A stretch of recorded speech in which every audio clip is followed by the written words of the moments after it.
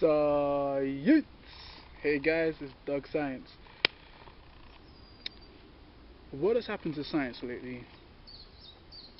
Like, I just feel nowadays science is a bit more, has become rational and objective.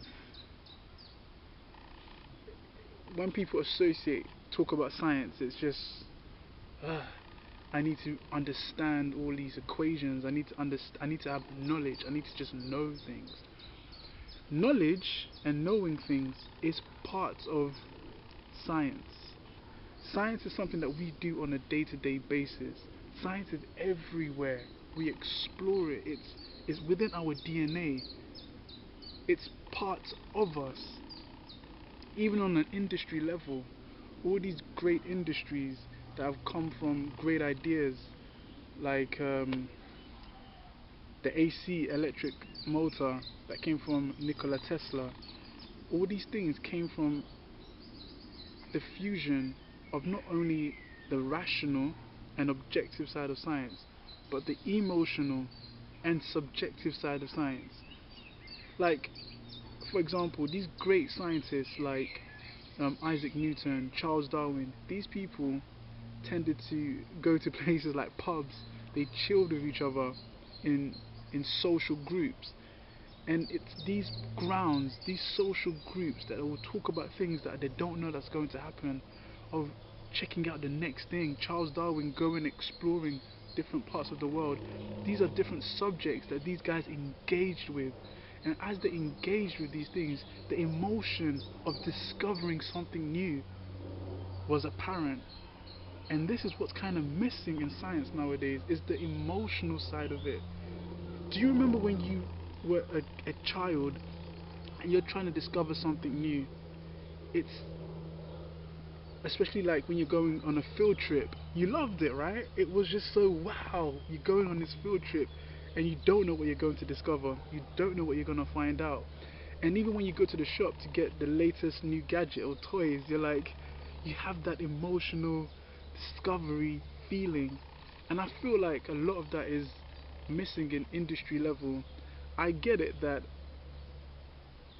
the knowledge and the objective side is cool, but we can't stigmatize and the emotional and subjective side of science, having just a subject and then just flowing with it.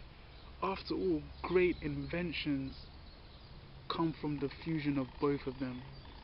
And I feel like the culture of science nowadays is literally that. It's just push the emotional side aside and it's just focused solely, not all the time, but it focuses on that.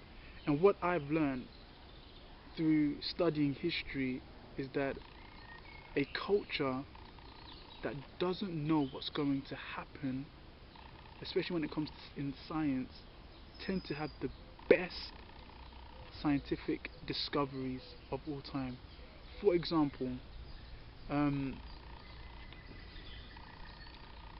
one of the great empires of science moved from different empires to different empires, but one of the great empires of science was during the Middle East, the Islamic sector. Science was very prevalent because it was new. These people wanted to discover different things, and as their culture was arising, there was a lot of uncertainties, and they embraced the uncertainty to actually want to understand the universe. And they produced great scholars, and these scholars really loved what they were doing. They didn't know what they were going to discover. That's why we get a lot of our symbols that we use today are from um, Islamic scholars, like algebra. A lot of them are from there. But I feel like they may have got a bit too objective. Okay, now we've understood this. Now let's objectify it. And once you objectify something, you cut out the rest. You cut out everything else. You think, okay, I know everything now. But we never know everything. We can never know everything. Through our conscious mind, we can never know every single thing. that is just a no-no. But on the other hand, we already know everything. I'll come to that another time. But I'm just trying to say this, like, the culture of science needs friendship, that discovery process. We need to bring back, like, we need to fuse that feeling of discovering something that you don't know, that feeling that we all have as kids. We need to continue to bring that in the culture of science. We cannot separate it, because if we do, the same thing will happen in our culture. Science will become stigmatized. Kids will be like, I don't really like it, it's not really me. No, we need to bring it back. We need to cultivate this. Every individual has their own very curiosity of the natural world around them. We need to learn to harness it. We need to harness it in the education. Like right now, I'm in nature. I'm in nature. I love being in nature. I love learning all the different things of nature, seeing, smelling, tasting. I don't taste things. Well, there's nothing to taste. But immersifying ourselves in different environments helps us learn. Like everybody has different learning styles. Like you've got people that are kinesthetic learners, love to learn whilst on the move. So you have people that love to learn auditory, through the ears, speech. You have people that love to learn through books, great source of learning. People that love to learn through music, storytelling. We need to capitalize and utilize all of these things. And I feel like education is changing right now. It's a very exciting time.